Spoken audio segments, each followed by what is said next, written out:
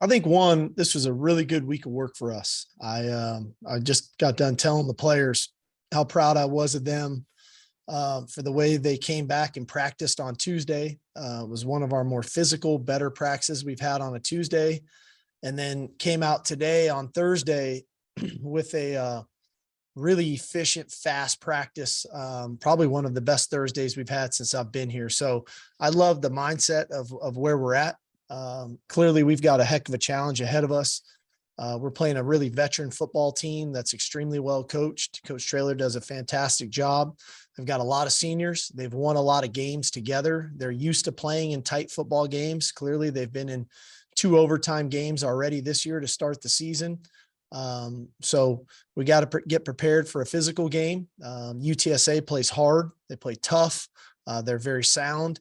So we need to be assignment sound, but yet we got to make sure that we play our brand of football for 60 minutes. Thanks, Coach. Guys, go ahead and put your raised hand functions up and we'll roll through some questions. Dennis, start us off. Hey, Coach, I don't know can you share much about how quarterback snaps were shared this week? Well, I think from the quarterback perspective, I was really proud of all 3 of the guys. You know, they all, in my opinion, progressed this week.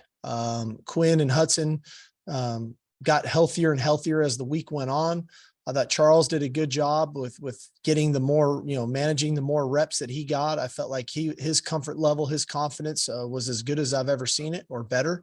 So that's a real positive for us, that all 3 of those guys, in my opinion, got better as the week went on.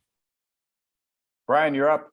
Regardless of who you start at quarterback, is there comfort in the supporting cast that's around these guys, Bijan, Xavier, JT, and just how do you feel about everybody else kind of picking up the load this week? I feel great about it. I felt like, some things that were hidden in last week's game in particular. Jordan Whittington came out on fire. I thought he really ignited us there in the first quarter, had a great first quarter. Casey Kane, for the second straight week, has made an explosive play in the pass game, and that one came at a critical moment. JT Sanders, we took enough shots to him, and he got a pass interference, got us started with a screen, just missed another one. Gunnar Helm's been a really nice addition for us. I think Andre Carrick and some of the bigger sets that we've been getting in at tight end. Clearly, I think all 3 running backs have had an impact on our ability to play, whether it's been Bijan, Roshan, Keelan. And I think our offensive line is starting to settle in, and we're in week 3 now, starting 2 true freshmen. I feel like Kelvin, the moment wasn't too big for him. I felt like it wasn't too big for Cole. And I think Christian feels comfortable. You can feel Jake Major's leadership on the offensive line. And Hayden Connor, again, just in his second year. So I feel good about just kind of the way we were operating in sync offensively. Like I said, last week's game for us against a quality defense came down to our inability to execute in the red area. You get 5 shots in the red zone and you only score 1 touchdown. That's going to impact the score on the scoreboard. And then ultimately that's going to impact the outcome of the game. And so that's an area we definitely have to improve upon. We've definitely spent time on it. But I feel good about, regardless of who's in there at quarterback, that they've got the people and pieces around them to execute our offense at a high level. Terry, go ahead. Coach Sarkisian, good afternoon. I have a question about team chemistry. We hear it from the players when we talk to them, how they talk about each other. But do you see any intangibles on the field and in practice where okay, this team they're now playing for each other, and it's evident by what you see? Well, I think I think we've got a lot of love on this team. I think guys genuinely care for one another. I think there's a lot of love. And love does not always mean telling people what they want to hear to make them feel good. In my opinion, love is about honesty. And I think that when a player is doing a great job, there's a lot of players that step in and let him know he's doing a great job. When a player is making a continual mistake time and time again, now players are stepping in and telling him the truth. And that, to me, is the sign of chemistry, that we're willing to open up and to talk. It's taken a lot of work to get us to this point. I still think we can grow in this area, but man, we are light years ahead of where we were. So I'm really proud of the team on that front. Roger, you're up. Sark, you talked Monday about getting that next chance at home. Rare to get 3 straight home games to start the season. Have you seen what you wanted to see about a team that, as you said, didn't think they've arrived because of how well they played Bama, and UTSA has their full attention? Well, first of all, I'm so pumped to be playing at home. Home night game, like I said, you only get 7 of these, and hopefully, we can recreate an unbelievable atmosphere. A sellout again, and looking forward to seeing all of our fans and their support. Their energy is so impactful on what we do.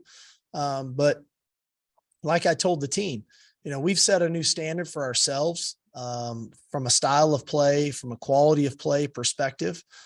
In turn, we've set new expectations for our fans. Our fans are expecting us to come in and play that brand of football, that style of football. So regardless of the opponent, and that to take nothing away from you at UTSA, regardless of the opponent, there's a standard and an expectation for which we play the game of football. And that's what our fans expect. That's what we expect as coaches. And I think that's what our team expects from one another. And if we do that, then we all can be proud of the way that we play the game. Kirk, go ahead. Yeah, Steve, I was wondering how you compare Frank Harris against other dangerous quarterbacks you faced, and is there anything special about his skill set that impresses you? Yeah, he's got a lot of tools. They do a really nice job with their run game and their advantage throw game, whether it's, the bubbles, the hitches, the RPOs, that he does a nice job of making quick decisions. He throws it accurately, and he gives his receivers an opportunity to make plays in space. And then in turn, they force you to kind of cover down because you don't want to keep giving up those throws. And then he does a really nice job of throwing the kind of the 50-50 fade throws, whether it's an inside fade or the outside fade. He gives those wideouts a chance to make plays, and they've got big wideouts. They're 3 starters. I think the shortest one is 6'1". I might be like 6'1", 6'2", 6'3". So they're long. But then they do a nice job in the run game of the real true quarterback driven runs or the zone read runs where he can pull it and run it as well. So you got to defend him that way. And then the third aspect of his game that is challenging is his ability, when they do call traditional passes, is his ability to tuck it and run. So there's a lot of levels to his game. He's a veteran player. He's seen a lot of defense. He's won a lot of games. He's been a lot of tight games, where he's had to make plays at critical junctures in the fourth quarter or in overtime. So there's a lot to his game that, that we think the world of him as a player. And we know that it's a heck of a challenge for us in defending him and their entire offense. Anwar, go ahead. Hey, Coach, I know most coaches like to have that next man up mentality as relates to injuries. As a quarterback coach, though, how much challenging is it to do next man up at the quarterback position when you think about distribution of reps in practice, and maybe a guy like Charles Wright may have done some other things? So I'm just kind of curious as how what that challenge looks like. And the second part is, I know you expressed some concern about snapper to holder issues. Do you feel like you've kind of rectified that this week? Yeah. So the quarterback, we do that. I think part of that is why we 2-spot everything in training camp, so that the guys are getting reps, the same amount of reps and the quality reps, and running the same plays to build a solid foundation for all the quarterbacks. When we really get into game week, the majority of our reps that we take from a game planning perspective is really limited to 2 guys. Clearly this week that's been spread a little bit more throughout. So I feel pretty comfortable about whether you're a first or a second team guy going in a game, regardless of the week. Clearly this week it's been a little bit different. And that's okay. We just want to make sure that the guys are, running plays and operating plays when they're in there that would most likely be called when they're in the game. And so there's some time on task management there that we have to do. And I think the offensive staff and Coach Milwee have done a nice job of preparing those guys.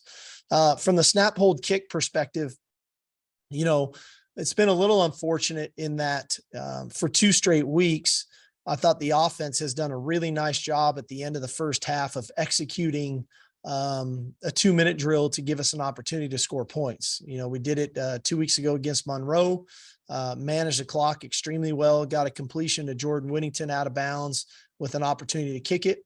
We did it last week where we got down into the red area, took a couple shots in the end zone, got 2 PIs, took one more shot, fell incomplete, and then had a chance to kick it to score points in the half. Unfortunately, both times we came away with no points. And, you never know when those points are going to matter. Points always matter, in my opinion. And so I just think we got to be a little bit more prepared for that moment as it presents itself.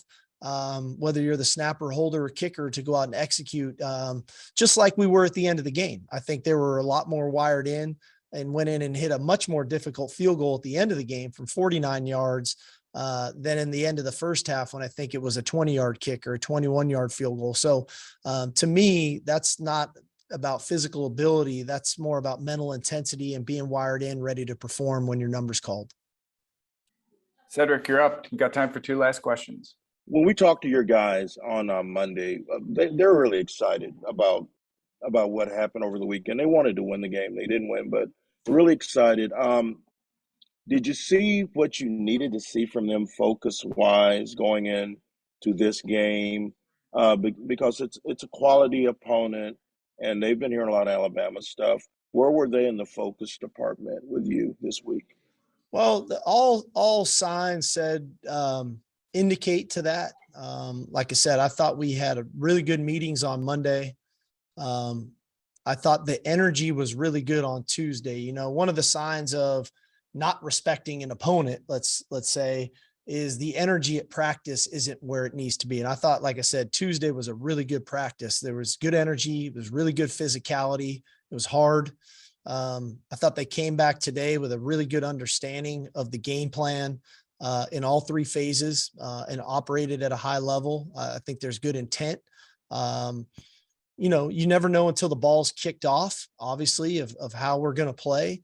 But all signs are pointing to and indicating to that UTSA definitely got their attention as soon as we turn the tape on, that they've put in the right mental focus in preparation. They put in the right physical preparation in practice.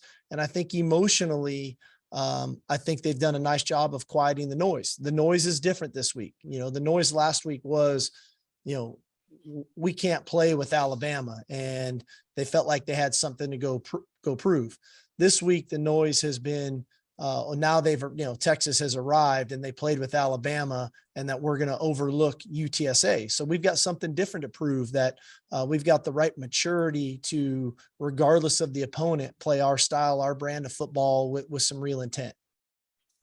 Last one, Roger, go ahead. Sark, Hall of Honor this weekend, Sam Acho going in. I'm guessing you take a few Sam Achos on any team, but what has he meant to this program, even though obviously he played way before you got here? Well, I think Sam has obviously been a great ambassador for our program. He's a guy that has gone not only, beyond his years here as a football player in the NFL, but what he's now doing in the real world. I think it speaks to the power of the University of Texas. When you play here and you get your degree from here, what you can do in life. And I know, we see all the big stuff, but what he does in our community, I think he's just a great ambassador, and he's somebody that's great for our players to look to, that, not every guy is going to walk out of here and go play 15 years in the NFL and go to the Hall of Fame. But there's a lot to life when you do it the right way at the University of Texas, where you can set yourself up for a quality life and you can do some really positive things and have a positive impact on people.